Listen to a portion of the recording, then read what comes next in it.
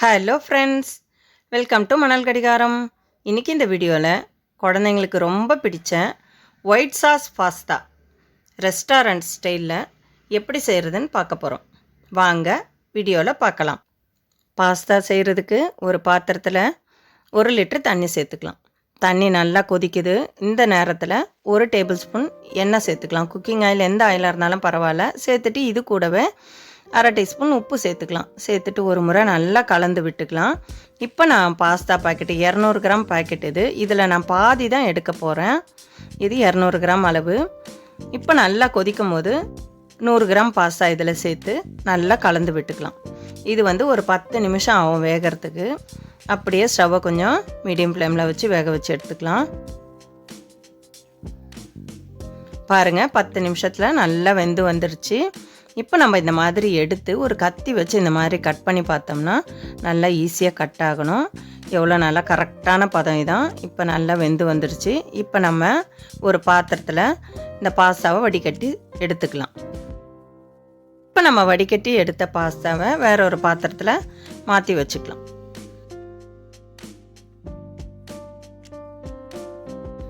இப்போ 1 table spoon எண்ணெய்,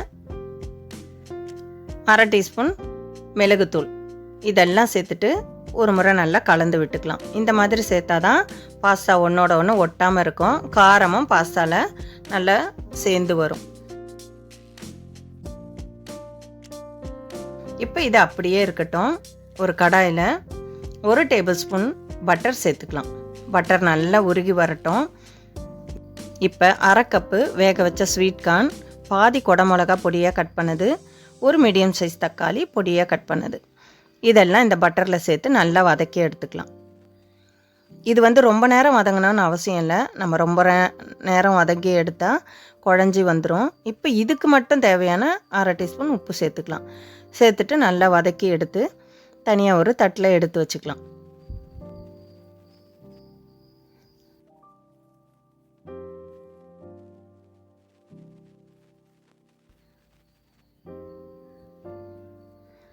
இப்போ அதே கடாயில் 2 டேபிள் ஸ்பூன் பட்டர் சேர்த்துக்கலாம். பட்டர் நல்லா உருகி வந்ததும் 2 டேபிள் ஸ்பூன் கார்ன்ஃப்ளவர் மாவு சேர்த்துக்கலாம். சேர்த்துட்டு விஸ்கு வச்சு நல்லா கலந்து விட்டுக்கலாம். நம்ம ஏன் விஸ்கு வச்சு கலக்கிறோன்னா, நம்ம சேர்த்த கார்ன்ஃப்ளவர் மாவு கட்டி கட்டியாக ஆகிடக்கூடாது. ஆனால் இது செய்யும்போது கண்டிப்பாக ஸ்டவ்வை லோ ஃப்ளேமில் வச்சுக்கணும். பாருங்கள், நம்ம சேர்த்த கார்ன்ஃப்ளவர் மாவு நல்லா பொரிஞ்சு வந்துடுச்சு. இப்போ இதில் 200 மில்லி பால் சேர்த்துக்கலாம். பால் காய்ச்சின பால், காய்ச்சாத பால், எந்த பாலாக இருந்தாலும் பரவாயில்லை. சேர்த்துட்டு நல்லா கலந்து விட்டுக்கலாம். இப்போ இந்த பாலில் நம்ம சேர்த்த கார்ன்ஃப்ளவர் மாவு நல்லா வெந்து ஒரு க்ரீமி பதத்துக்கு வரும். இப்போ இது கூட இதுக்கு தேவையான அளவு உப்பு சேர்த்துக்கலாம். சேர்த்துட்டு 1 டீஸ்பூன் மிளகுத்தூள் சேர்த்துக்கலாம். சேர்த்துட்டு இதெல்லாம் நல்லா கலந்து விட்டுக்கலாம். இதெல்லாம் சேர்ந்து நல்ல ஒரு க்ரீமி பதத்துக்கு வந்துடும். பாருங்கள், இந்த ஸ்டேஜில் இந்த மாதிரி தான் இருக்கணும். இந்த ஸ்டேஜில் நம்ம ஏற்கனவே வேக வச்சு எடுத்து வச்ச இந்த பாஸ்தாவை இதில் சேர்த்துக்கலாம். ஏற்கனவே பாஸ்தாலேயும் கொஞ்சம் நம்ம மிளகுத்தூள் சேர்த்துருக்கோம். இப்போ இதுலேயும் மிளகுத்தூள் சேர்த்துருக்கோம். காரத்துக்கு ஏற்ற மாதிரி உங்களுக்கு கூட்டி குறைச்சி சேர்த்துக்கோங்க. இதெல்லாம் சேர்த்துட்டு நல்லா ஒரு முறை கலந்து விட்டுக்கலாம்.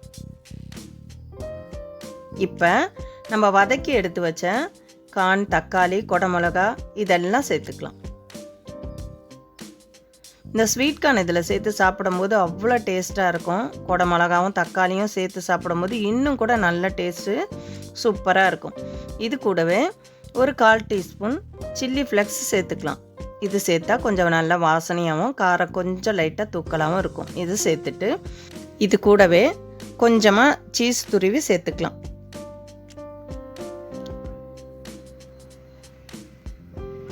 சீஸ் நீங்கள் விரும்பி சாப்பிடுவீங்கன்னா கூட கொஞ்சம் சேர்த்துக்கோங்க, இல்லைன்னா கொஞ்சமாக சேர்த்தா போதும்.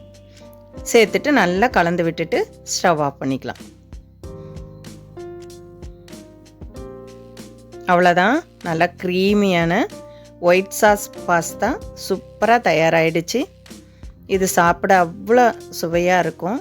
இதில் சேர்த்தா தக்காளி, குடமிளகா, இந்த ஸ்வீட் கார்னோட சேர்த்து சாப்பிடும்போது ரொம்ப டேஸ்ட்டாக இருக்கும். கண்டிப்பாக நீங்களும் ஒரு முறை இதே மாதிரி செஞ்சு பார்த்துட்டு எப்படி இருக்குன்னு உங்களோட கருத்துக்களை கமெண்ட்ஸில் தெரிவிங்க. வீடியோவை லைக் பண்ணுங்கள், ஷேர் பண்ணுங்கள், சப்ஸ்கிரைப் பண்ணுங்கள். மறக்காமல் பக்கத்தில் உள்ள பெல் ஐக்கானையும் கிளிக் பண்ணிக்கோங்க. மற்றும் ஒரு வீடியோவில் சந்திக்கலாம். நன்றி, வணக்கம்.